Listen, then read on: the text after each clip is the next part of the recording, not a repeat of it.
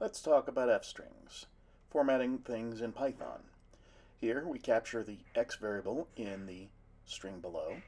We can make it a decimal. We can put leading zeros on it.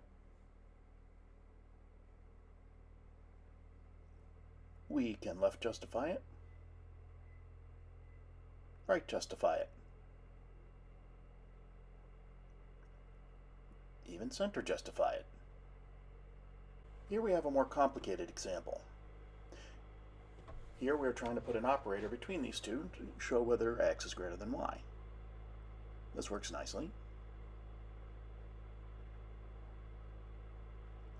However, we can greatly simplify this. In the next example, you see that we can put an entire expression in the curly braces. And that will perform the same thing, although to many this looks much cleaner.